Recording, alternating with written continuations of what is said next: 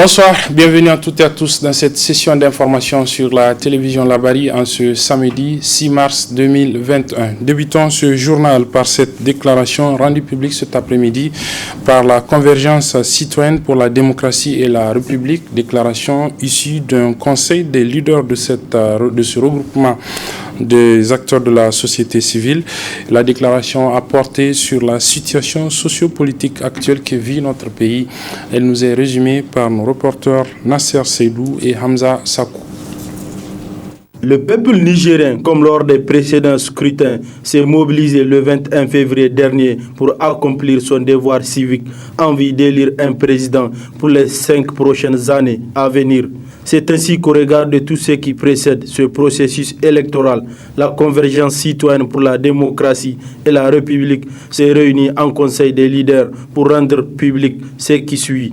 Le mardi 23 février 2021, la CENI a proclamé solennellement les résultats globaux provisoires en présence de tous les acteurs politiques, les organisations de la société civile, les observateurs nationaux et internationaux et les partenaires techniques et financiers ayant accompagné l'organisation de cette élection.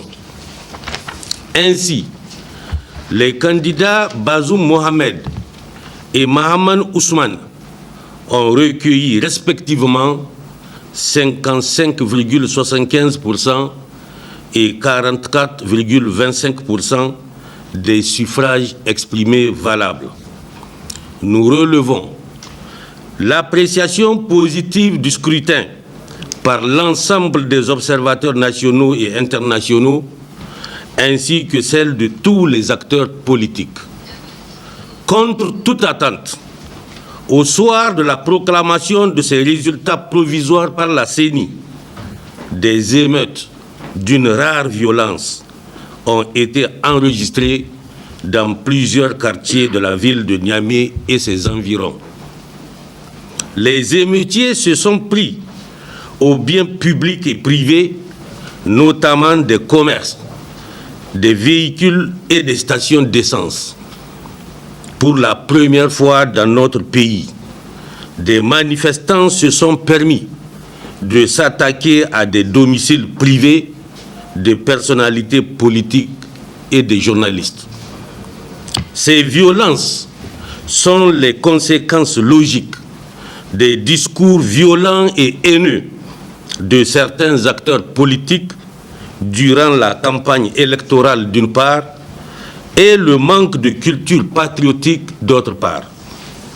Pour mettre fin à cette chienlit, des mesures conservatoires ont été prises par le gouvernement, dont des arrestations des présumés commanditaires et la suspension de l'Internet mobile.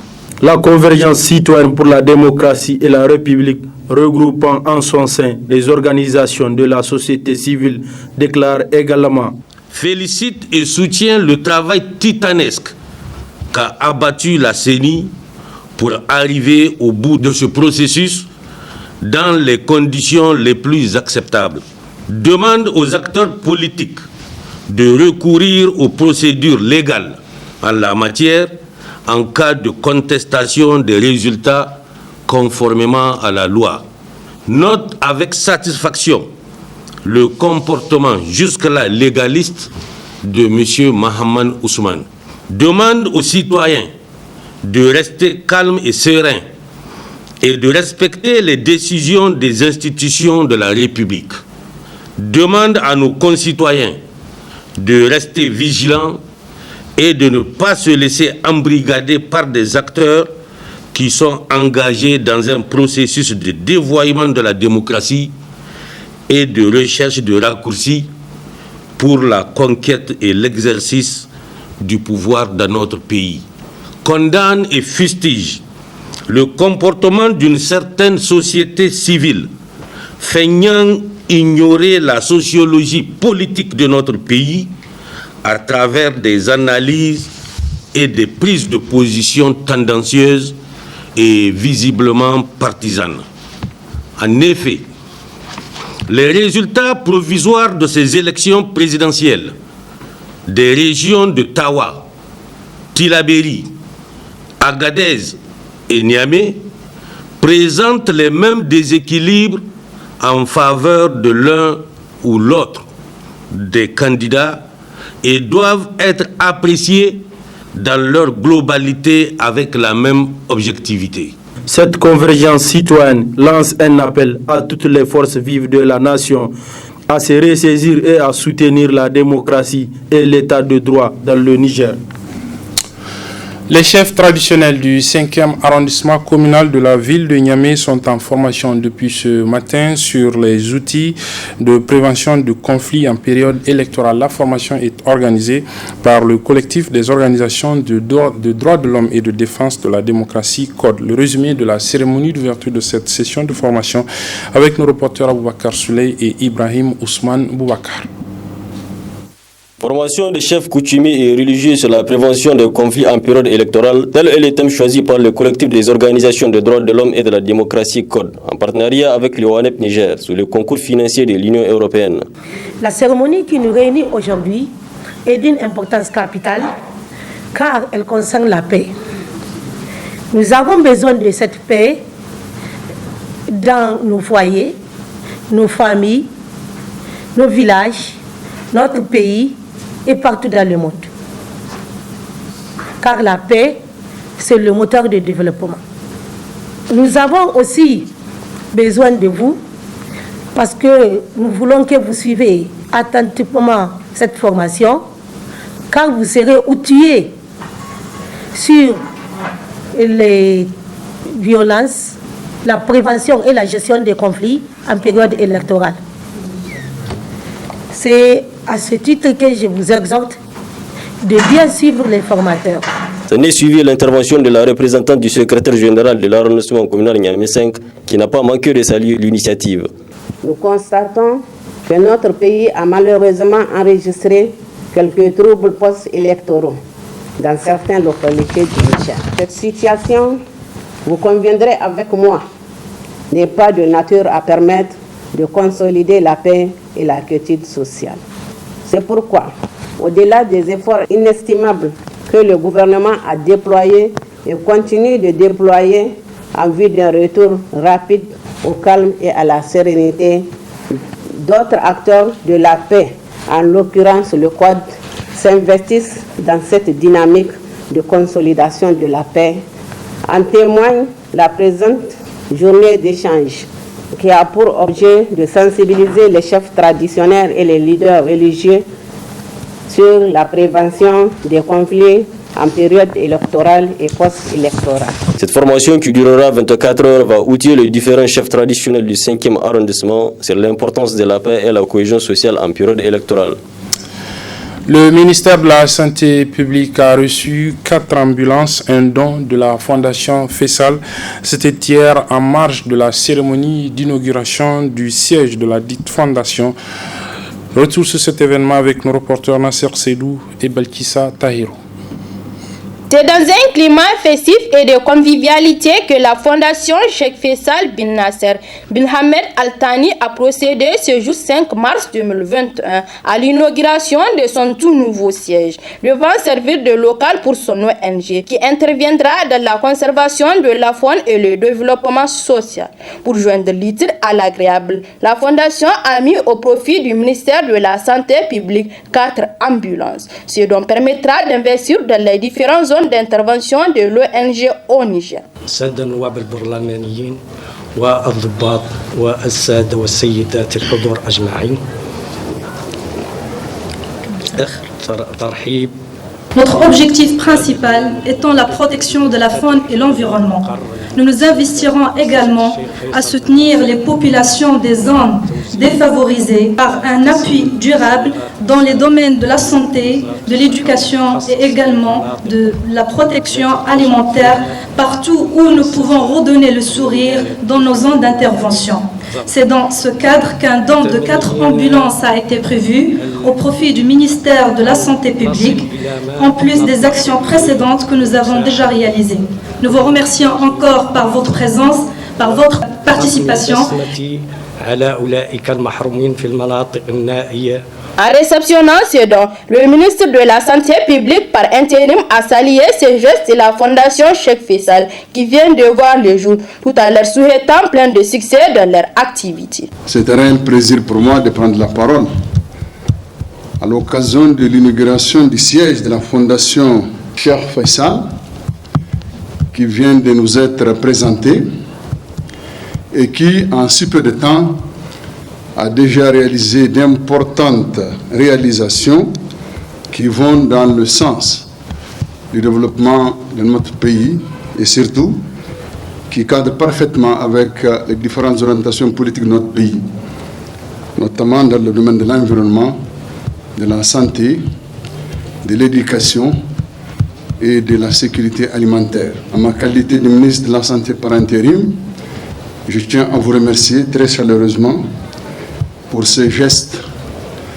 que vous venez d'effectuer à l'endroit des populations de la commune de Tanout, de la commune de Tesker et de la commune d'Ngouti, et qui constituent de 4 ambulances. Je ne sais comment vous exprimer notre satisfaction pour ce don, parce que ces 4 ambulances contribueront sans nul doute à l'amélioration de la santé de ces populations, parce qu'elles sont destinées à des zones reculées, à des zones qui en ont réellement besoin. Situé au quartier Bobiel en allant vers le collège d'enseignement général CEG 35, les activités de l'ONG de la Fondation Cheikh Faisal bin Nasser bin Hamad Al Thani démarreront à partir de ce samedi 5 mars 2021. Série de journées culturelles aujourd'hui dans plusieurs établissements de la ville de Niamey. Nous débutons par celle organisée ce matin par les élèves étudiants de l'Institut nigérien de l'enseignement technologique INET pour, disent-ils, rendre hommage à leurs enseignants, mais aussi consolider les liens de fraternité qui existent entre eux, élèves et étudiants donc de cet institut. Ibrahim Abdou et Nafisa Yahya y étaient. Voici le reportage. Quelle nonchalance! Jolie fille respectable, qui es-tu? Tu veux savoir qui suis-je? Eh bien, je suis l'Institut nigérien de l'enseignement technologique. Je suis la vedette de l'enseignement professionnel. Je suis la source où viennent s'abreuver les assoiffés du savoir. Cette journée dite culturelle qu'organisent les élèves, étudiants et responsables de l'Institut nigérien d'enseignement technologique INET rentre dans le cadre de la série des activités qu'initient les responsables du institut en faveur des élèves et étudiants chaque année. Nous sommes à l'INET pour une journée culturelle. Comme vous le savez, chaque année, nous avons 3 activités principales à faire. Il y a d'abord la journée culturelle. Ensuite, il y a une sortie au bord du fleuve ou bien à l'intérieur du pays. Et troisièmement, la fête de fin d'année scolaire. Donc c'est la première activité aujourd'hui, c'est une journée culturelle. Comme vous l'avez vu, les élèves ont dansé, ils ont fait des poèmes, ils ont fait des sketchs. Et ce soir, il y aura une soirée dansante. Chaque année, nous avons des candidats au bac pro qui vont en stage.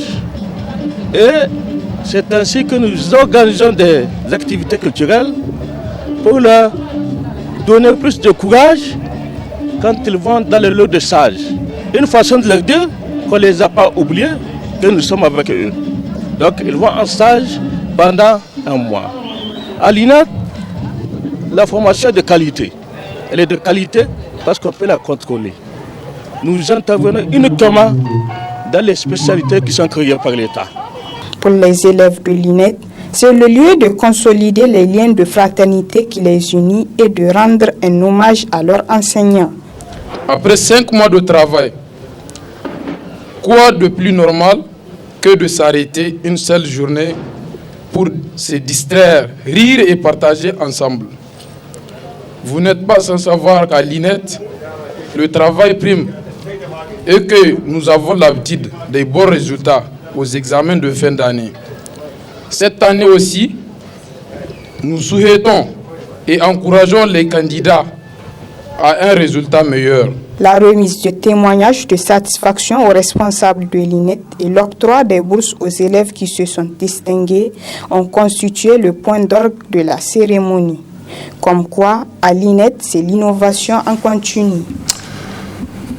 La deuxième journée culturelle dont nous allons vous parler dans ce journal est celle organisée toujours ce matin par les élèves du complexe d'enseignement secondaire France Amitié Niger. Là-bas, cette journée avait pour thème la scolarisation de la jeune fille, enjeux et perspectives, nous disent nos reporters chez Bouguisso et Abdelrazak Hamidou Léo. La scolarisation de la jeune fille, enjeux et perspectives. C'est sous ce thème que s'est tenue la présente rentrée culturelle du CES France Amitié Niger, suivie d'une kermesse dans l'enceinte de l'établissement. La journée de la rentrée culturelle, si elle n'avait pas existé, il fallait la créer, car elle renforce notre cadre de dialogue, d'accompagnement, de compréhension dans l'interaction entre enseignants et enseignés. Les élèves ont une lot de responsabilités et un devoir sacré de garantir leur avenir, vaille que vaille.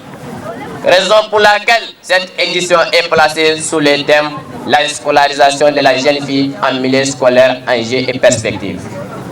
De longtemps, permettez-moi de vous dire que l'éducation d'une fille est le précurseur d'un changement durable. Une fille instruite peut prendre sa vie en main, sensibiliser à l'importance de l'éducation. Elle veille à ce que ses enfants aient une éducation de qualité et lutter aussi à son tour contre la discrimination sont victimes les filles, comme le mariage précoce, le mariage forcé, le travail infantile, la déscolarisation.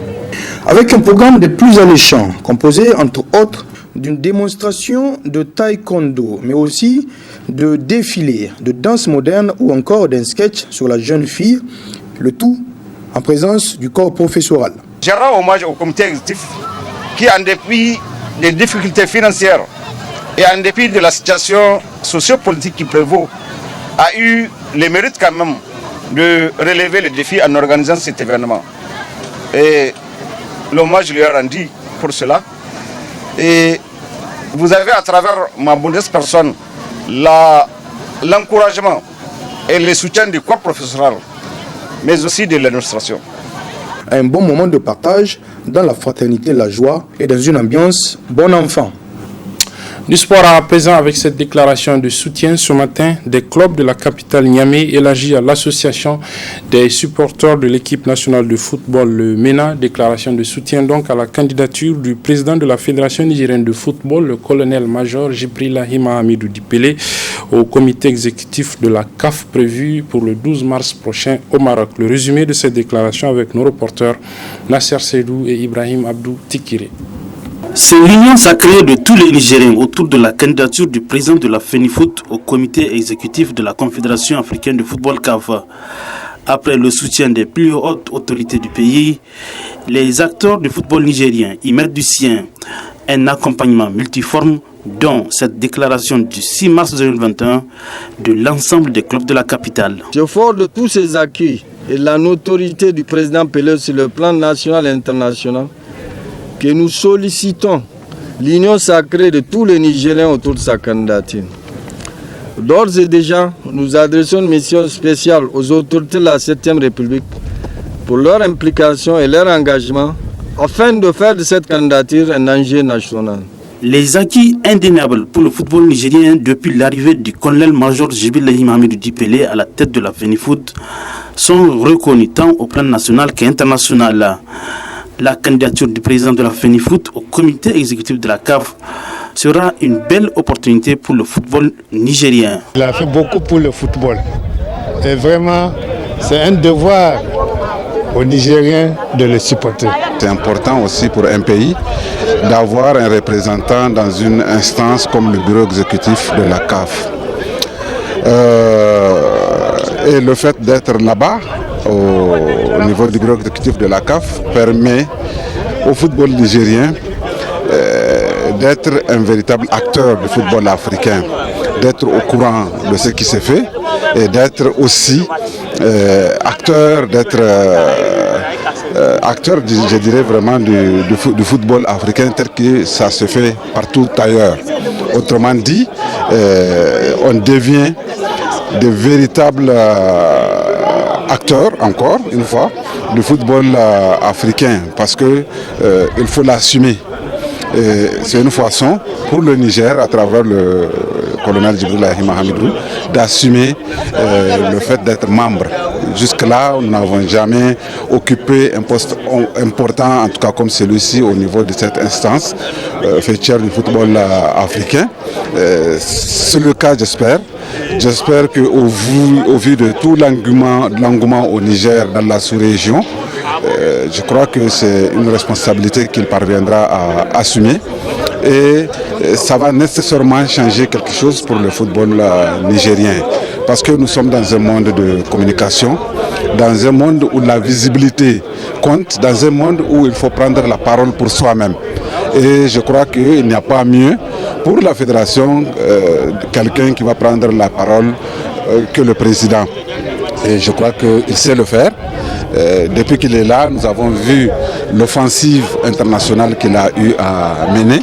Et je crois qu'il saura le continuer pour le football nigérien. Le 12 mars prochain à Rabat, au Maroc, notre compatriote Djibril Hamidou sera en face du président de la Fédération ghanéenne de football pour un poste au comité exécutif de la CAF. Le dernier mot appartiendra aux 54 fédérations africaines de football.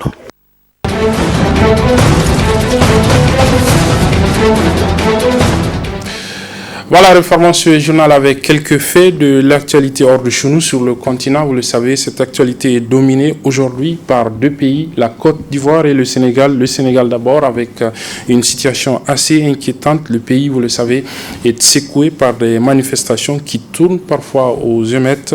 Officiellement, il y a au moins 4 personnes qui sont déjà mortes à la suite de ces manifestations. Tout cela à la suite de l'arrestation de l'opposant Ousmane Sonko. Scène de désolation à Dakar. Ici, dans le quartier UP des Almadies, l'enseigne française de supermarché Auchan a été brûlée et pillée par des manifestants dans la nuit. Les habitants venus constater les dégâts n'avaient jamais vu une telle violence. On est sous le choc de voir des choses comme ça ici au Sénégal. Parce que le Sénégal, ce n'est pas un pays où on peut raconter des choses comme ça. J'ai pleuré pour voir ça. C'est le problème de mes sœurs, mes frères qui travaillent là. Les importantes manifestations de la veille sont sur toutes les lèvres. Parmi ce groupe de jeunes rencontrés dans le quartier populaire des Parcelles Assainies, la colère gronde encore. La jeunesse est fatiguée, tout le monde est fatigué. Tout le monde est fatigué. Nos parents, nos mères, tout le monde est fatigué. Les jeunes, tout le monde. Voici les gens, regarde le peuple. Tout le monde est fatigué. Ousmane Sonko dañ ko war a libérer ak ñam caat ak ñoo ñëpp ñu jàpp parce que doomu réew mi lañ parce que lu ñu manifesté Macky Sall 2012 lan la fi waxoon moom ñoom Youssou Ndour yëpp seen manifestation 2012 ku am lu la métti da nga war a taxaw manifesté kon ñun bu ñu amee lu ñu métti di manifesté amuñu droit téye ci kenn. Un mécontentement qui, selon ce militant des droits de l'homme, est l'expression d'un malaise plus général. L'arrestation de Sonko a été un détonateur. Les gens étaient mécontents contre le gouvernement, contre la manière de diriger le pays, et c'est cela qui s'exprime dans la rue. C'est un mouvement spontané des Sénégalais qui sont mécontents du fonctionnement de la justice, qui sont mécontents de la crise économique, du chômage, et qui expriment leur ras-le-bol. De son côté, le gouvernement, par la voix du ministre de l'Intérieur, a condamné les violences, les qualifiant d'actes de vandalisme et de terrorisme et l'assure que tous les moyens seront mis en œuvre pour y mettre fin. Ousmane Sonko est lui toujours en garde à vue. Il est convoqué ce lundi devant le juge d'instruction. La Côte d'Ivoire, elle, aujourd'hui, là-bas, c'est un jour d'élection, élection législative pour élire les 257 députés du Parlement. Cela 4 mois seulement après la présidentielle remportée par le président Alassane Dramane Ouattara. Ils étaient plus de 7 millions d'électeurs appelés aux urnes. Ce samedi, les Ivoiriens choisissaient leurs 255 députés.